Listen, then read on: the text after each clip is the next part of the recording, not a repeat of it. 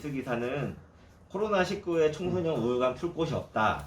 1분기 심리 상담이 급증했다고 합니다. 이 기사를 봤을 때 선생님들은 어떠셨나요? 일단 저는 어떤 거부터 찾아봤냐면 이런 코로나가 장기화됐을 때 어떻게 해소하나 이런 방법도 되게 중요한데 일단 어떤 전문가의 말 조금 제가 찾아봤는데 어떤 말을 하셨냐면 일단 코로나로 인해서 심리 상담이나 우울감이 급증하는 것도 많지만 기존의 정신질환이나 우울감을 지니고 있던 청소년들을 비대면 수업이라던가 코로나로 이제 만나서 케어하는 게 어려워지면서 그들의 증상이 심해지고 관리할 수가 없다라는 거죠. 그래서 심리적 위기가 분명히 있음에도 불구하고 그 학생을 알고 있는데 비대면으로만 진행이 되다 보니까 관리를 할 수가 없다라는 측면도 이야기를 하시더라고요. 그래서 그런 부분들에서의 그런 대책들도 분명히 마련이 되어야 될 것 같아요. 기존에 아픈 친구를 알았다면 사실은 계속 알아보고 전화도 해보고 살펴보고 이래야 되는데 그게 확실히 많이 제한이 됐죠. 코로나 때문에. 이런 것들이 이런 우울증이나 이런 불안감이나 이런 것들이 사실 장기적으로 좀 목표를 세워서 좀 이야기를 많이 통해서 좀 해결돼야 하는 부분이 있는데 지금 사실 코로나 때문에 비대면으로 다 진행하잖아요. 그러다 보니까 이게 사람이 얼굴과 얼굴이 좀 맞붙어서 맞대고 좀 얘기를 해야 되는데 그런 것들을 못 하니까 조금 이런 것들이 좀 힘들어진 것 같아요. 요즘에 자가진단 키트도 새로 이제 나왔잖아요. 학교에 기관들에서 그런 비용들을 조금 마련을 해서 그 친구들만이라도 조금 즉각적으로 만나서 상담을 하고 네. 그리고 해소할 수 있는 프로그램들이 그냥 요즘에 만들어진 게 제가 이거는 조금 불만인 게 또 만들어진 게 아이들이 만나서 해소할 수 없으니까 비대면상으로 풀어보자 해가지고 만들어진 게 비대면으로 뭐 숙체험하기 비대면으로 뭐 화분 키트 만들어보기 이런 거 분명히 좋은데 아이들 중에는 일부는 이제 활동적으로 하지 못해서 우울감을 지속적으로 호소하는 친구들이 있단 말이에요. 그런 친구들한테는 조금 안 맞는 방법들이 아닐까라는 생각도 되게 많이 들었어요. 사실 우울증을 어떻게 이런 부분들을 해소할 수 있는 방법들이 뭐가 있을까요? 대부분 이제 사실 상담이 대부분인 거고 어떻게 보면은 그 제가 또 이런 검색을 해보다가 이제 아이들이 어떠한 질문이나 어떠한 물음을 했었냐면 이제 좀 많이 나왔던 게 병원이었거든요. 병원 가서 이런 정신과 상담을 받고 싶은데 또 아이들이 또 던지는 부분들은 좀 부모님을 모르게 하고 싶다. 모르게 가서 진단을 이런 것들도 해보고 싶은데 이런 방법이 있지 않냐라고 했을 때 또 댓글들을 또 이렇게 보면은 이제 미성년자이기 때문에 맞아요. 부모님의 동의가 필요하고 뭐 약 처방이라든지 이런 게 또 부모님의 동의가 들어가야 된다라고 했을 때 좀 그런 문제도 좀 어떻게 하면은 좀 청소년들이 이러한 우울감을 가졌을 때 좀 쉽게 좀 접근할 수 있는 방법들이 조금 뭐가 있을까? 이제 그 부분들을 이제 부모님이랑 또 접근을 해보자면 우리 애는 당연히 안 돼 이런 인식부터 가지시니까 그런 부분에서의 단지 코로나 우울감 해소하는 프로그램 코로나 어떻게 풀 것인가 상담 어떻게 진행할 것인가 보다는 가족 측면에서도 다가갈 수 있는 방법들이 많이 나와야 되지 않을까 싶어요. 왜냐면 집에 있으면서 사실은 생기는 문제들도 굉장히 많이 발생을 하고 있잖아요 요즘에. 그래서 가족적인 측면에서도 한번 바라봐야 되지 않을까라는 생각도 들어요. 좀 그런 생각 가지고 있다. 우리 아이는 아니겠지. 네, 이런 생각 가지고 맞아요, 있는데 사실 맞아요. 이런 생각들이 조금 좀 깰 필요가 있지 않나. 맞아요. 네. 아까 다들 말씀하신 것처럼 일단 부모님 모르게 하고 싶은 게 제일 커요. 그리고 이제 제가 한참 나이를 먹고 성인이 되고 자립을 하고 나서 이거에 대해서 부모님께도 말씀을 드렸더니 부모님이 되게 많이 우셨어요.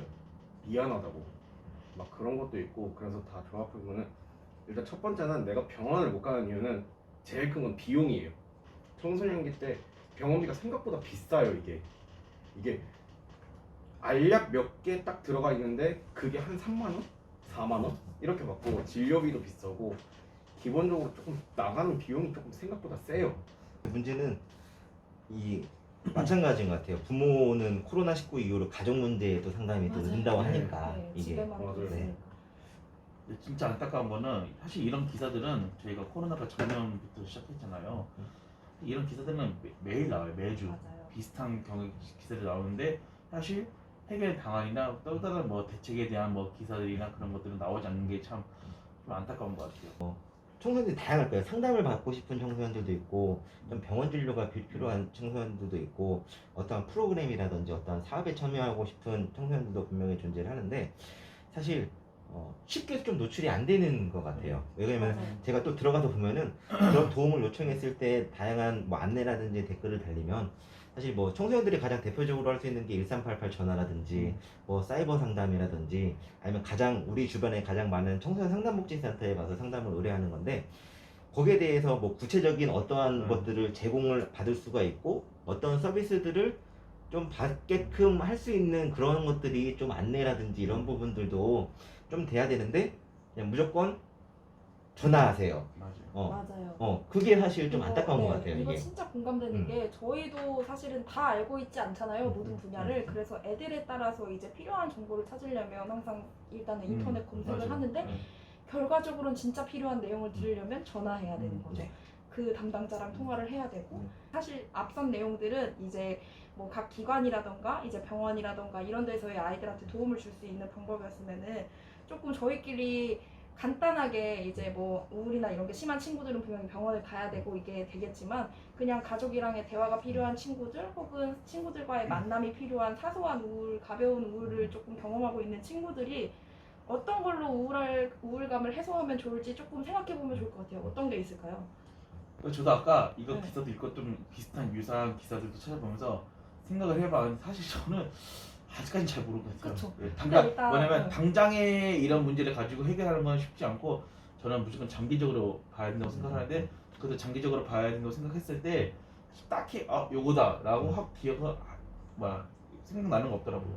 근데 일단 제일 중요하게 뭐 전문가들도 아니면은 대부분이 다 네. 중요하게 얘기하는 게 신체적인 힘이 정신적인 힘이라고 얘기를 하시더라고요. 그래서 가벼운 운동이나 산책이 굉장히 도움이 된다라고 하는데 저는 일단 운동을 싫어해요.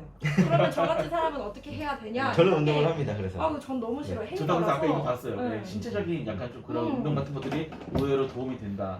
그래서 약간 지금이 집콕 생활을 딱 돌아볼 수 네. 있는 계기니까 뭔가 새로운 걸 시도하기에도 좋잖아요. 이것저것 해보면 되게 좋을 것 같아요. 저는 뭐 해볼 일단은 거예요? 저 미니어처요. 무조건. 미니어처. 아이들한테도 권해주고 싶은 게 물론 안 맞을 수 있는데 이것저것 요즘에 뭐 DIY 키트 싸게도 팔고 그 다음에 한 장씩도 팔고 막 경험해볼 수 있는 게 굉장히 싸더라고요.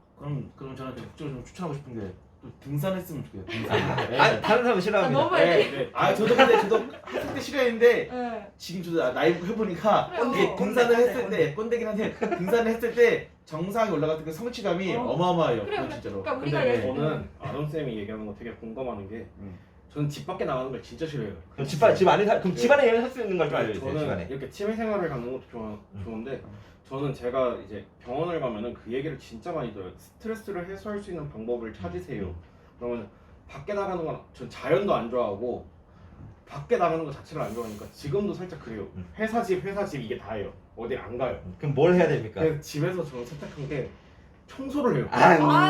이거는 덕분데 애들이 더 싫어할 수 있는데. 너무 화가 나. 아니 이게 근데 진짜로 저도 어릴 때부터 그래서 청소를 네. 했어요. 어우. 이게 중학교 고등학교 때 이게 청소를 하는 게 막 내 방 쓸고 이런 게 아니라 좀 느낌을 달라지고 싶어가지고 이게 좀 새로운 기분 그런 걸 하고 싶어서 가구 배치를 다시 바꿔요. 가구를 다 돌려요. 이런 식으로. 어쨌든 뭐 선생님들이 말한 것 중에 이제 우리가 뭐 꼰대 같고 막 이래서 안 맞는 취미들이 있을 수도 있는데 새로운 걸 해보고 도전해보면서 이것저것 경험해보는 시기를 갖는 것도 맞아요. 좋은 것 같아요. 그리고 일단은 우울이나 이런 거 있잖아요. 표현해야 알 수 있어요. 여기 오는 친구들도 사실은 우리한테 이야기를 해야 알 수 있듯이 부모님도 그렇고 친구들도 그렇고 말하지 않으면 이거 힘든 거 모르거든요. 도와줄 수 있는 기관 맞아요, 충분히 맞아요. 있고 저희도 이런 거 찍는 이유가 사실은 도와주고 싶어서고 친구들한테 다른 방법들을 안내하고 싶어서 찍는 거잖아요. 네. 그래서 알려줬으면 좋겠어요. 저도 그것 때문에 해보고 싶긴 한데 어떤? 좀 이런 문제를 가지고 상담을 해주시는 선생님들이 많이 계시잖아요. 네네 그렇죠.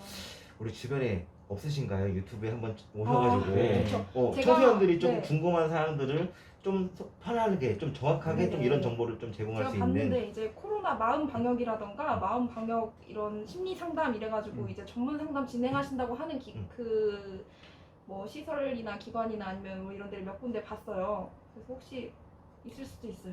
부평구 상복 연락 네. 주세요. 네.